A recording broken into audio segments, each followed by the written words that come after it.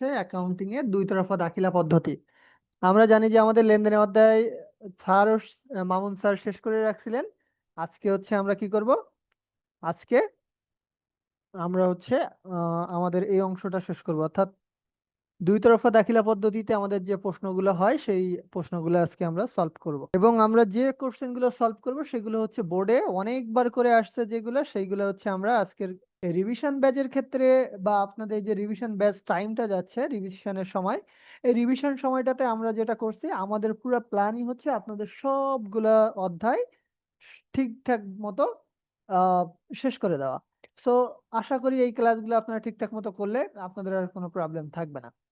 ঠিক আছে স্যার। এখন চলেন আমরা হচ্ছে আজকের ক্লাসের ম্যাথ গুলো শুরু করি।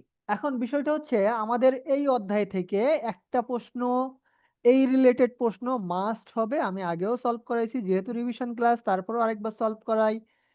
এই রিলেটেড কোশ্চেন অবশ্যই অবশ্যই হবে। সো আমার কাজটা কি, আমি অ্যাজ এ টিচার আমার কাজ হচ্ছে যে কোশ্চেন বারবার আসবে এবং আসতেছে 100 বার, আমার উচিত না সেই কোশ্চেনটাই আপনাকে সলভ করে দেওয়া। সো এই জিনিসগুলো আমি আপনাদেরকে বারবার সলভ করাবো। এখন আপনাদের কাজ হচ্ছে এইগুলো একটু মনোযোগ সহকারে আপনারাও ক্লাসে থাকা এবং সেটা ভালো মতো বোঝা, আর অ্যাসাইনমেন্ট গুলো স্যার, এই টাইমলি এই চ্যাপ্টারটা সাবমিট আমি করা। ভালো পারি। সবাই একটু মিউট করেন, না হলে তো সমস্যা হয়ে যাবে স্যার। ঠিক আছে, কাউকে কথা বলতে হবে না, কেউ কথা বলতে চাইলে হ্যান্ড রাইজ করলে তখন আমি নিব, সমস্যা নেই। ওকে স্যার, আমি শুনতে পাই নাই আপনি কি বলছেন না বলছেন, আমি এমনি সত্যি বলছি আমি শুনতে পাই নাই। সো কিছু বলতে চাইলে আমাকে কমেন্ট করতে পারেন, বা যেটা করতে পারেন সেটা হচ্ছে আপনি হ্যান্ড রাইজ করলে আমি আপনার কোশ্চেনে অ্যান্সার দিয়ে দিব। ওকে, এখন চলেন আমরা আমাদের আজকের কোশ্চেনটা সলভ করি। সেটা হচ্ছে আমাদের আজকের কোশ্চেনে কি বলা হয়েছে দেখেন তো, বলছে জনাব শামীম, এই যে জনাব শামীম তার ব্যবসায়ের দুই তরফা দাখিলা পদ্ধতি, অর্থাৎ তার ব্যবসায়ের সমূহে দুই তরফা দাখিলা পদ্ধতিতে সংরক্ষণ করেন না। আচ্ছা, এই জায়গাটা একটু বলি, দুই তরফা দাখিলা পদ্ধতিতে যদি সংরক্ষণ না করেন তাহলে নিশ্চয়ই উনি একতরফাতে সংরক্ষণ করেন। কিসে সংরক্ষণ করেন? একতরফা দাখিলাতে সংরক্ষণ করেন। উনি দুই তরফাতে সংরক্ষণ করেন না। তো দুতরফায় হচ্ছে ডেবিট ক্রেডিট হয় আমরা জানি, আর একতরফাতে সাধারণত ডেবিট ক্রেডিট হয় না। এই টাইপসের প্রশ্ন হয়।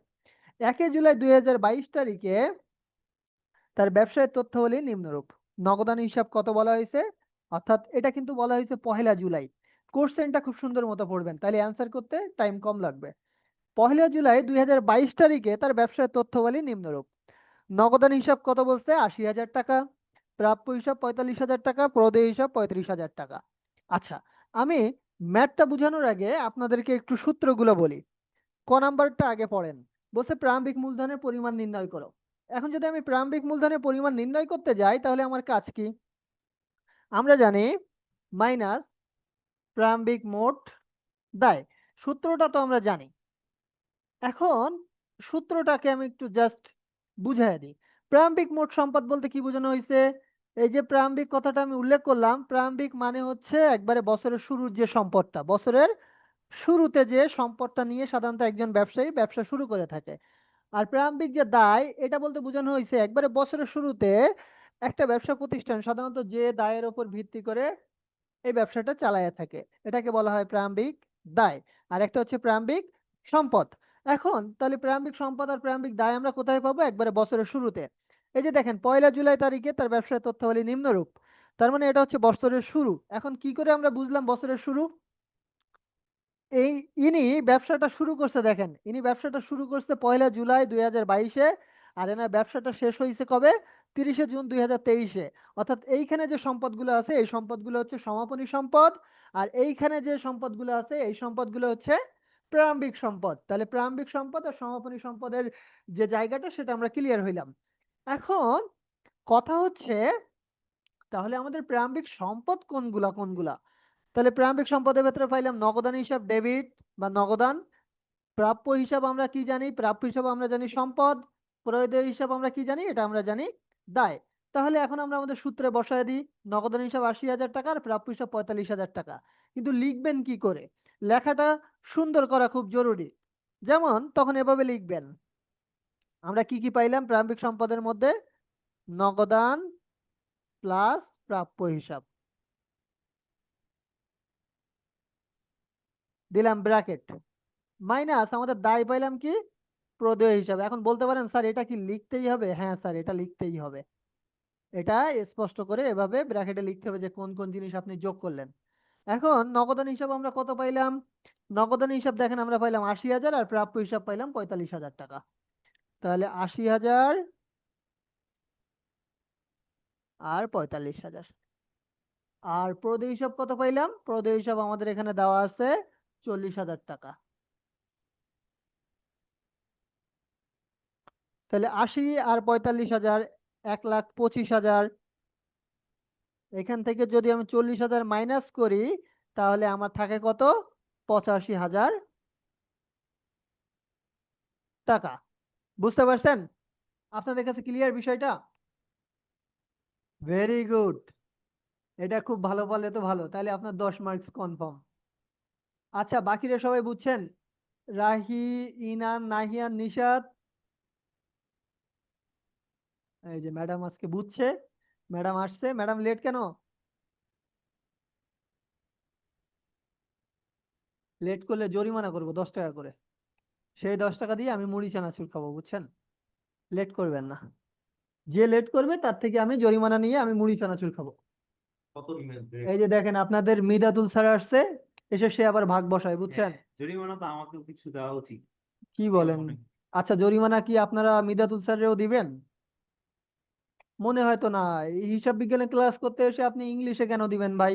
কেন দিবা না জরিমানা তোমরা? তোমাদের তো দেওয়া উচিত, আমাকে ছাড়াই তোমরা প্ল্যান করতেছো মুড়ি চানাচুর খাওয়ার। এটা তো ঠিক না। আপনারা দিয়েন না, দিয়েন না। হ্যাঁ, চলেন আমরা ক্লাসে যাই। হ্যাঁ। ম্যাথ বুঝছেন? জি স্যার। স্যারে দিবে। ও 1 টাকা দিবে? ঠিকই আছে, 5 টাকার। নিশাদ, তুমি মাত্র 1 টাকা দিবা তুমি আমাকে? এটা তো হলো না। নিশাদ, তোমার থেকে তো আমি আরো বেশি এক্সপেক্ট করছিলাম। একের সাথে কয়েকটা শূন্য অ্যাড করে দিবা, তাইলেই কিন্তু হবে। আহ, ওই শূন্য অ্যাড করে দিয়েন, সমস্যা না, শূন্য সামনে অ্যাড করে দিয়েন। নাকি? একটা যদি- আচ্ছা, ঠিক আছে, আমরা এবার খ নাম্বার সলভ করি, ঠিক আছে? ওকে, এখন চলেন। তাহলে ক নাম্বার সবাই বুঝছেন? বাকিরা কি রাগ করে চলে গেলেন নাকি? ওকে, এখন আসেন এই জায়গাটাতে। এই জায়গাটাতে কি বলা হচ্ছে? এখন দেখেন শেষের অংশটাতে বলা হচ্ছে 30শে জুন 2023 তারিখে তার ব্যবসায় নিম্নোক্ত সম্পদ ও দায় সমূহ ছিল এত এত টাকা। তাহলে এখন আমাদের কাজটা কি? এই তো স্যার, আমি আছি তো, আমাকে শুনতে পান না? আমি আছি তো। এখন হচ্ছে এইখানে জিনিসটা হচ্ছে দেখেন, 30শে জুন 2023 তারিখে তার ব্যবসায় নিম্নোক্ত সম্পদ আর দায় সমূহ ছিল: ভূমি 2 লাখ টাকা, প্রাপ্য হিসাব 25,000 টাকা, দালান কোঠা 3 লাখ, বিনিয়োগ 1 লাখ, আর পাওনাদার। এখন আমরা কি জানি? খ নাম্বার যদি আমরা লিখি, খ নাম্বারের ক্ষেত্রে আমরা কি জানি? সমাপনী মূলধন সমান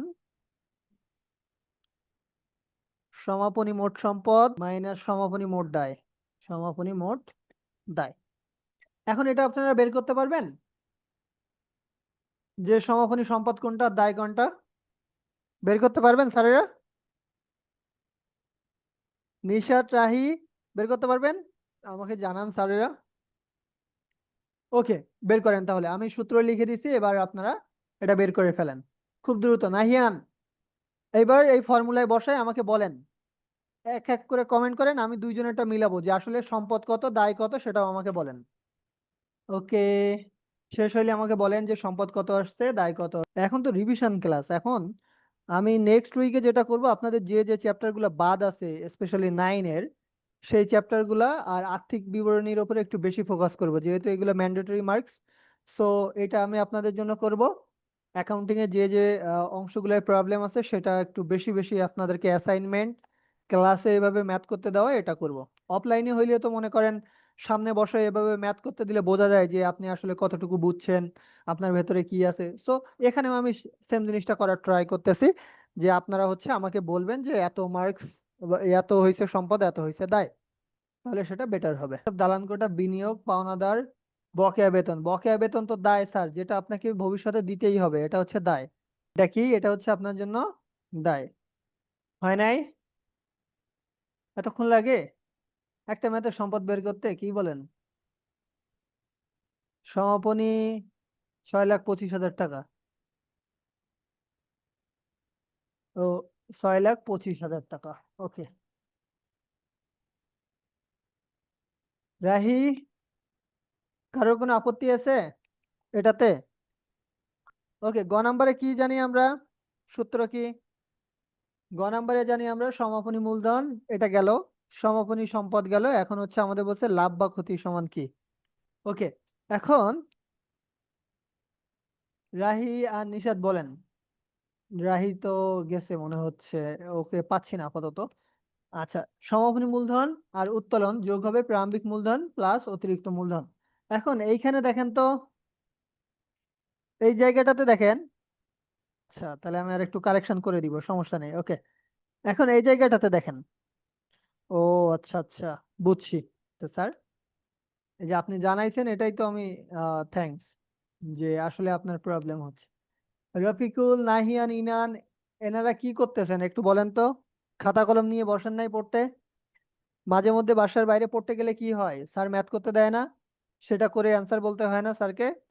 তো আমিও তো সেটাই বলতে চাচ্ছি যে আপনারা বলেন, অর্থাৎ অনলাইনটাকে অফলাইনের মতো করে নেন। আপনি যদি ওই সময় বসে বসে মোবাইল চালান তাহলে হবে কেমনে? এখন দেখেন, এখানে কি বলা হয়েছে?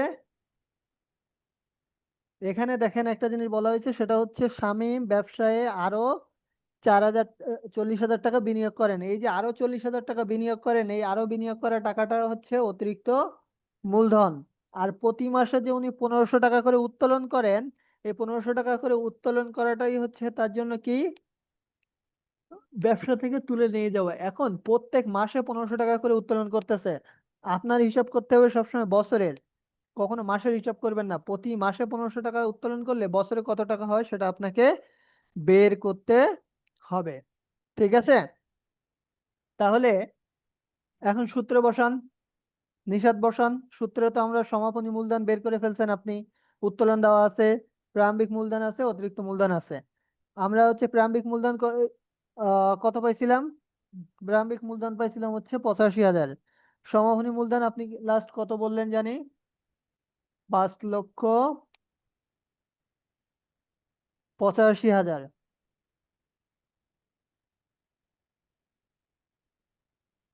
তাহলে সমাপনী মূলধন 5,85,000 প্লাস হচ্ছে উত্তোলন। এখন উত্তোলনে আমাদের যদি মাসে মাসে 1,500 টাকা করে হয়, তাহলে 12 মাসে কত হবে সেটা আগে বের করে নিতে হবে, যে মাসে মাসে 1,500 হলে 12 মাসে কত হবে। 1,500 গুণ 12, তার মানে হয় 18,000 সমাপনী। অর্থাৎ এখন লাগবে আমাদের প্রারম্ভিক মূলধন আর অতিরিক্ত মূলধন। প্রারম্ভিক মূলধন আমাদের কত ছিল? 85,000 টাকা সম্ভবত, হ্যাঁ 85,000 টাকা। আর হচ্ছে আমাদের অতিরিক্ত মূলধন কত টাকা? এই যে দেখেন 40,000 টাকা। এই 40,000 টাকা হচ্ছে আমাদের অতিরিক্ত মূলধন।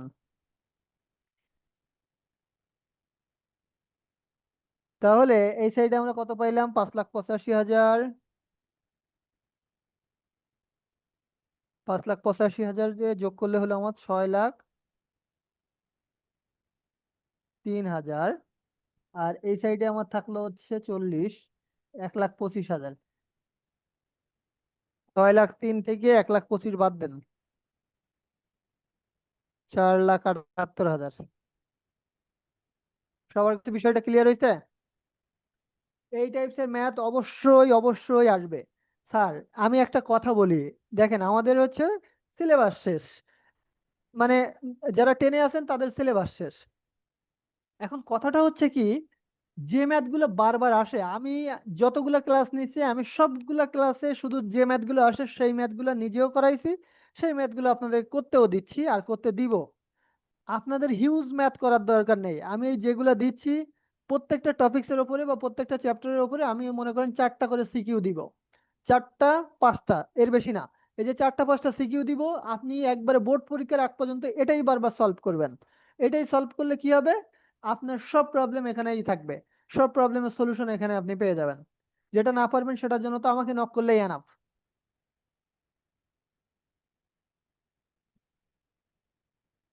ওকে, এবার এই ম্যাথের প্রারম্ভিক দায়ের পরিমাণটা বের করেন তো নিশাত। বাকিরা কেউ নাই, আপনি ম্যাথ করে ফেলেন। ঠিক আছে স্যার, দেখেন আপনি ক্লাস করতে বসছেন না, ক্লাসের ভেতরে আপনারই প্র্যাকটিস হয়ে যাচ্ছে, আপনারই পড়া শেষ হয়ে যাচ্ছে, তার মানে আপনার আবার বাসায় গিয়ে এই ম্যাথটা আবার দেখার দরকার নাই, তাই না নিশাত?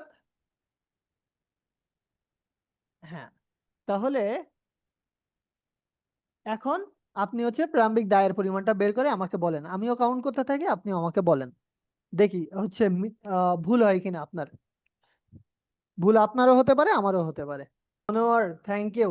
ক্লাসে এরকম একটু রেসপন্স করবেন স্যার। আমি আপনাদেরকে আবারও আপনাদেরকে জাস্ট ইন্সপায়ার করার জন্য বলি, আমি যখন ক্লাস 9-10-এ পড়ি, তখন স্যাররা যখন ক্লাসে যাইতাম ম্যাথ করতে দিত, সবার আগে আমি খাতা দেখানোর চেষ্টা করতাম, এবং আমি যে স্যারের কাছে পড়তাম সেই স্যারকেও ট্রাই করতাম যে সব সময় খাতাটা আগে দেখানোর, স্যার এইটা এই।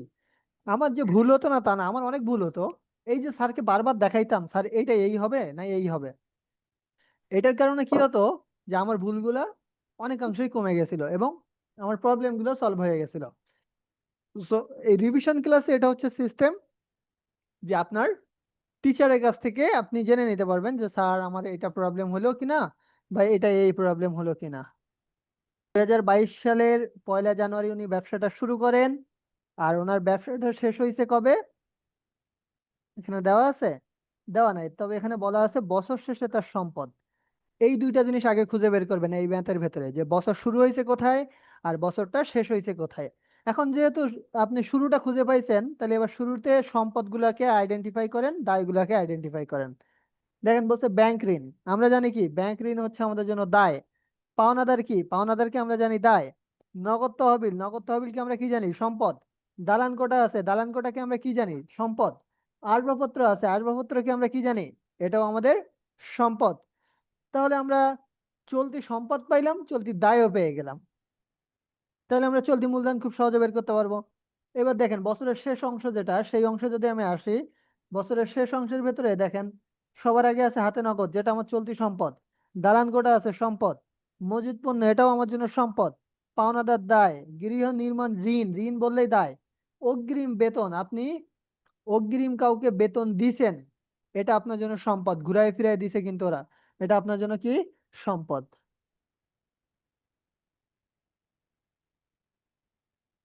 ওকে, তাহলে আমরা সমাপনী সম্পদ, সমাপনী দায়ও খুঁজে পাইলাম।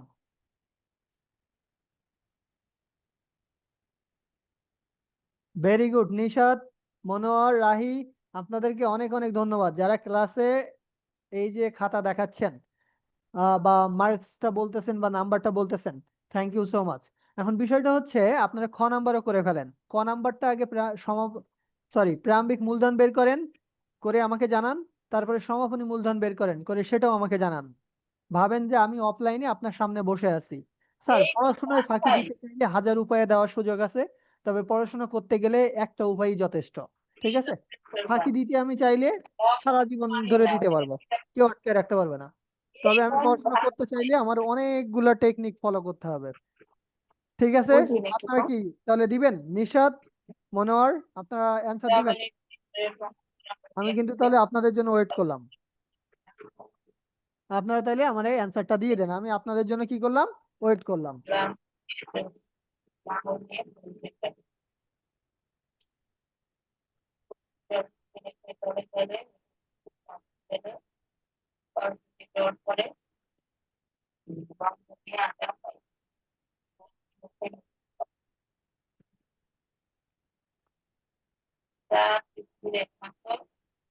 একমাত্র।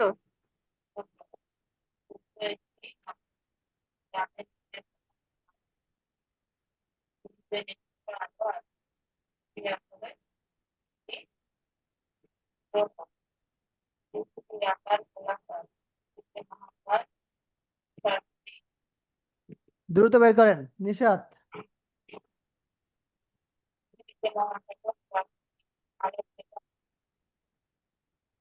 ইনান আর নাহিয়ান, আপনারা গেছেন কোথায়? অ্যানি আসছেন? অ্যানি, কোনো রেসপন্স নাই। খাতা কলম নিয়ে বসলে তো একবারে ম্যাচ শেষ হয়ে যায়।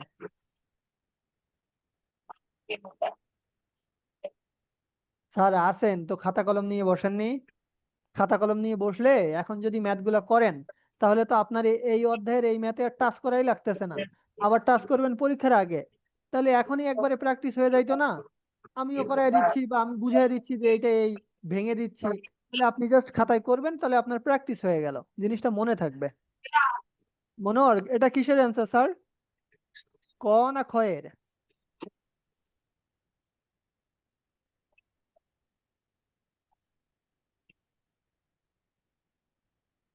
ক খ কোনটার অ্যান্সার স্যার? Very good. তারপর এটা করেন, তাহলে গ নাম্বার করতে থাকেন। মনোহরকে বলি একটা জিনিস হচ্ছে কি, নিশা তো করতেছে, যারা করতেছে সবাইকে থ্যাংক ইউ। বিষয়টা হচ্ছে আমার যখন ব্যাচমেটরা বা আমার ক্লাসমেটরা যখন ক বা খ করতো, আমি স্যারকে তখন গ শেষ করে দেখাইতাম। এই যে আপনাদেরকে আমি ম্যাথ করতে দিচ্ছি, আপনারা আমাকে দেখাচ্ছেন, কে কত আগে হচ্ছে স্যারের কাছে অ্যান্সারটা বলতে পারে, এটার ভেতরে একটা আলাদা স্যাটিসফ্যাকশন কাজ করে। তো অফলাইনে হলে আমরা কি করতাম, অফলাইনে হইলে আমরা স্যাররা সাধারণত যেটা করি, স্টুডেন্টদেরকে ম্যাথ করতে দিই, তাই তো? অর্থাৎ রিভিশন ক্লাসে আমরা টিচাররা হচ্ছে ম্যাথ করতে দিই, এখন স্টুডেন্টরা ম্যাথ করে প্রবলেম গুলো সলভ করি, এটা হচ্ছে বিষয়। এখন রিভিশন ক্লাসে তো আপনাদেরকে এভাবেই আগাতে হবে। থ্যাংক ইউ নিশাত, পরেরটা করেন। Thank you so much. দেখেন সুন্দর সুন্দর লাভ দিয়ে দিচ্ছি আপনাদের অ্যান্সারে। Very good.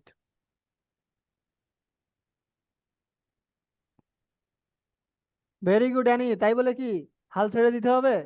ম্যাথ করেন একটু কষ্ট করে। কেন করতে পারতেছেন না? আপনার কি এখন হাতে মেহেদি দেওয়া? যে মোবাইল দিয়ে করতেছেন, মোবাইলেই ক্যালকুলেশন করেন। ক্যালকুলেটর কি সবসময় দরকার হয়? মোবাইল দিয়েই ক্যালকুলেশন করেন। মোবাইলটারে কাজে লাগান ক্যালকুলেটর হিসাবে। তার সমাপনী যদি শেষ হয়ে যায়, গ নাম্বার করেন। লাভ ক্ষতি বের করেন, দেখেন তো লাভ হয়েছে না ক্ষতি হয়েছে ব্যবসায়ে। লাল বাতি জ্বললো না সবুজ বাতি জ্বললো? ভেরি গুড, সূত্রটা আমি দিয়ে দিচ্ছি, বের করে ফেলেন। দেখেন দুইটা ম্যাথ আমাদের ক্লাসে বসে সলভ হয়ে গেল, বাসায় থাকলে কি হতো? এই জিনিসটা হতো না। রিভিশন ক্লাসের মিনিং তো এটাই, আপনার একসাথে সলভ হয়ে গেল জিনিসটা। শেষ হয়েছে আপনাদের? নিশাত, এই জায়গাটাতে দেখেন, এখানে বলছে আমরা কিন্তু আমাদের সমাপনী আর হচ্ছে আহ উত্তোলন আর হচ্ছে আমাদের বিনিয়োগ বাদে বাকি সবগুলো বের করে ফেলছি। এখানে দেখেন বলছে জনাব শাহাদাত তার ব্যক্তিগত ব্যবহারের জন্য 1 লক্ষ টাকা মূল্যের কম্পিউটার ব্যবসায় আনেন। এই যে 1 লাখ টাকার আবার একটা কম্পিউটার উনি ব্যবসায় নিয়ে আসছেন, এটা হচ্ছে অতিরিক্ত মূলধন। উনি নতুন করে ব্যবসায় একটা ব্যক্তিগত কম্পিউটার নিয়ে আসছে ব্যবসা করার জন্য, এটা হচ্ছে ওনার কম্পিউটারটা হচ্ছে ব্যবসার জন্য অতিরিক্ত মূলধন। এইখানে কোনো ধরনের উত্তোলন দেওয়া নেই, দেখেন কোথাও কোনো উত্তোলন দেওয়া নেই, উত্তোলন নেই পুরো ম্যাথ জুড়ে। মূলধন কিন্তু যেটা দেওয়া আছে সেটা ধরে করবেন, করছেন যেভাবে আছে, কারণ পরীক্ষার সময় কিন্তু এরকম ঘুরায় ফিরায় দেয়, করবেন কারণ এটা টাইম কম লাগে, সাথে হচ্ছে ম্যাথটা খুব দ্রুত অ্যান্সার করা যায়, আবার হচ্ছে আপনার মার্কসটাও ভালো ওঠে এটার জন্য।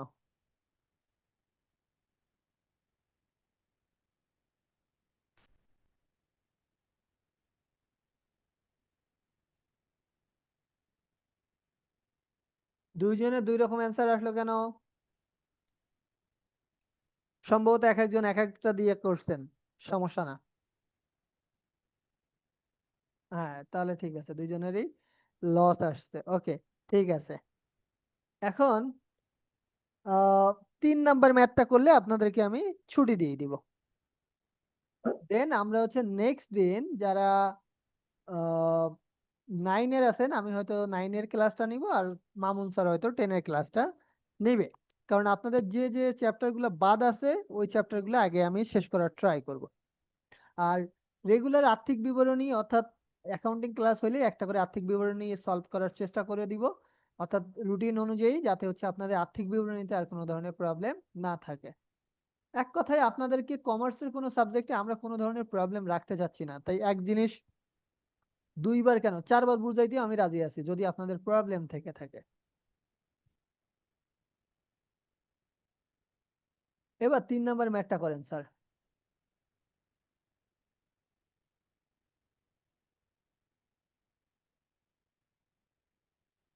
এটার আবার কি হলো? ওকে, এবার 3 নাম্বার ম্যাথটা শেষ করেন আপনাদেরকে, তাহলে আমি ছুটি দিয়ে দেবো 3 নাম্বার ম্যাথ করলে।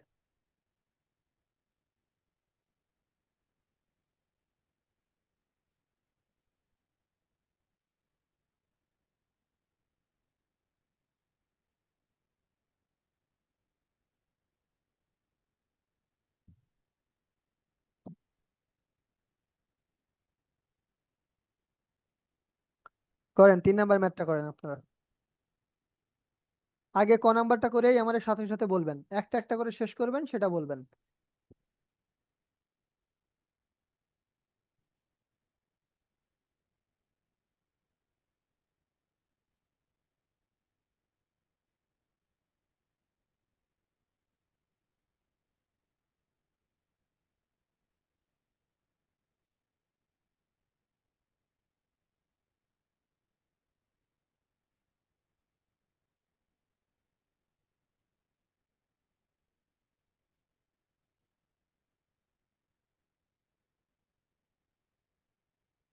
ক নাম্বার শেষ হলে আমাকে বলেন।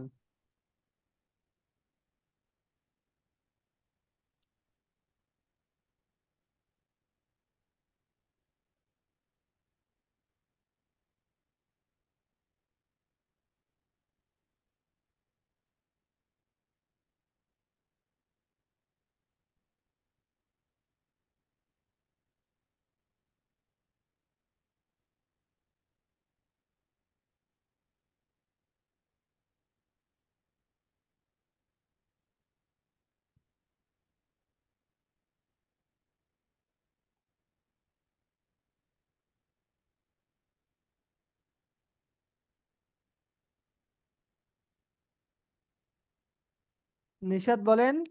স্যার।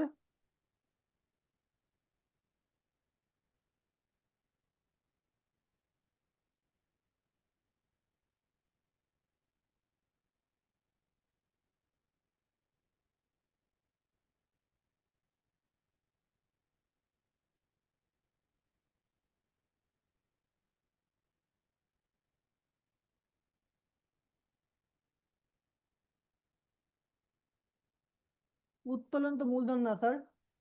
উত্তোলন মূলধন হবে কেন? 5,30,000 হলো একজনের, আরেকজনের 3,40,000 কেন স্যার?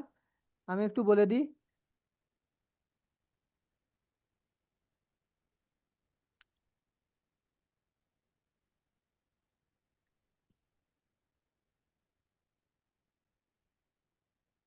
দেখেন, প্রারম্ভিক চলতি সম্পদের মধ্যে প্রারম্ভিক চলতি সম্পদ যদি বলি, তাহলে আচ্ছা এখানে সম্পদই হবে, এখানে প্রারম্ভিক সব সম্পদগুলোই রাখছে ওরা।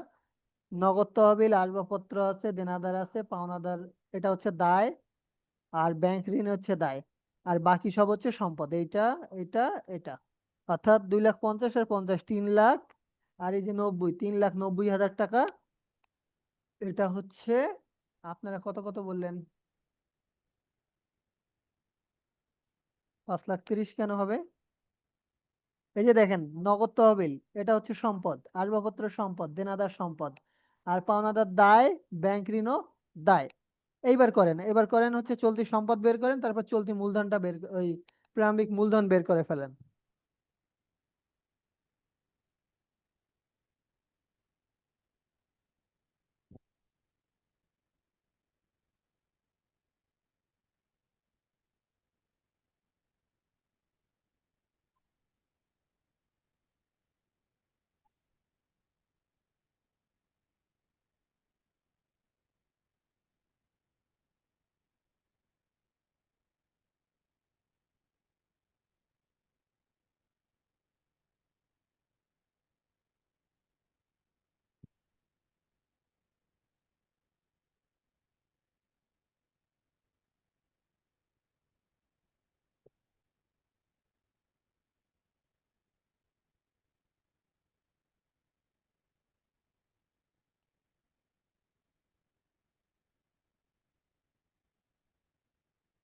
Very good. হ্যাঁ হ্যাঁ, এবার ঠিক আছে।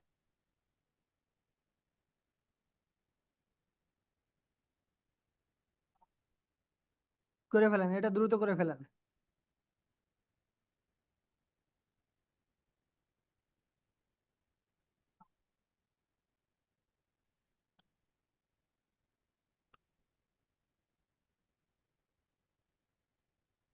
খ নাম্বার করে ফেলেন এবার স্যার।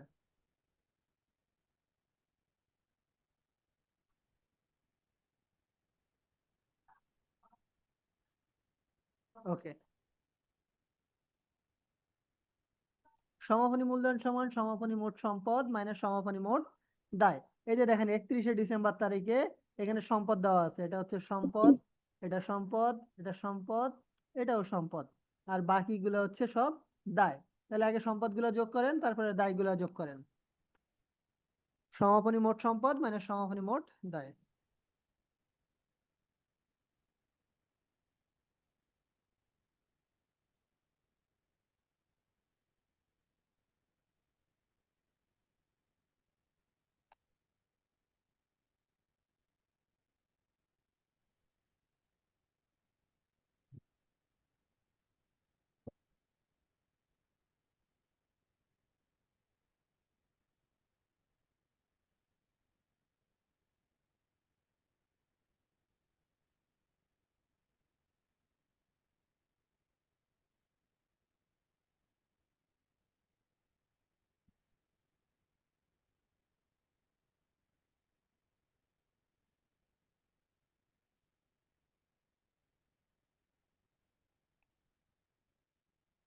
$4,55,000, very good. ওকে ওকে, ঠিক আছে।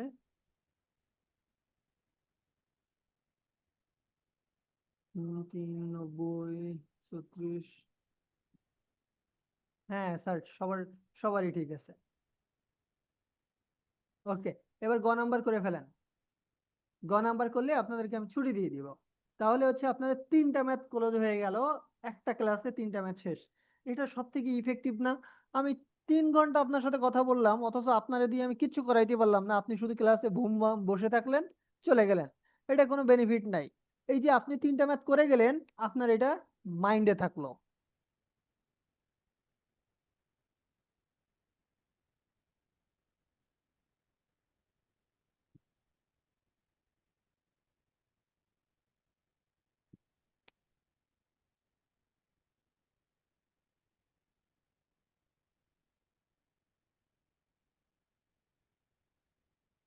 করে ফেলেন, গ নাম্বার সবাই শেষ করেন।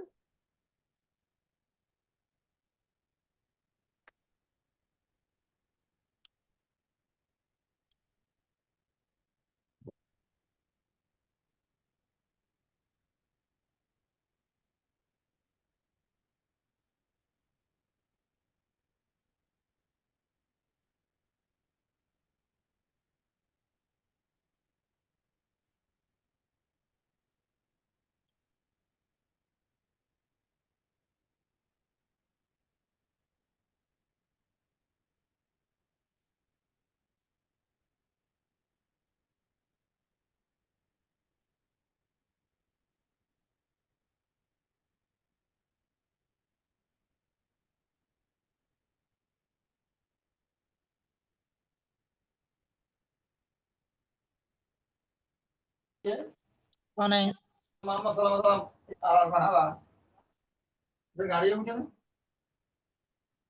ওকে, very good Annie, thank you so much যে কথা রাখছেন।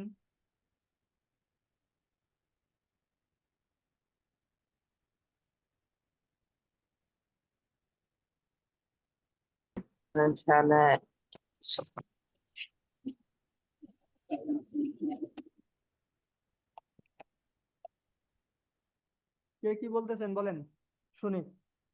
আরো কিছু বলার থাকলে এক এক করে বলতে পারেন। জি, ঠিক আছে তাহমিদ, এখন বলেন, কেউ কিছু বলবেন? কারো কোনো অবজেকশন আছে বা কোনো কিছু নিয়ে প্রবলেম আছে?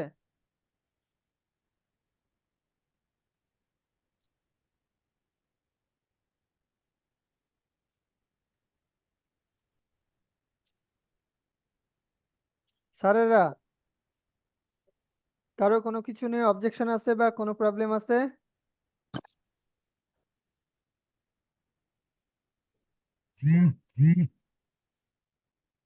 আচ্ছা, কিছু বলার থাকলে আনমিউট করে বলেন, তবে আহ ই করেন না। নিষাদ কিছু বলবেন? এক এক করে জিজ্ঞাসা করি। ওকে, ঠিক আছে। এনি কিছু বলবেন? আপনাদের আজকে স্পেস মানে পুরো ফ্রিডম দিয়ে দিলাম, বলেন কি বলবেন।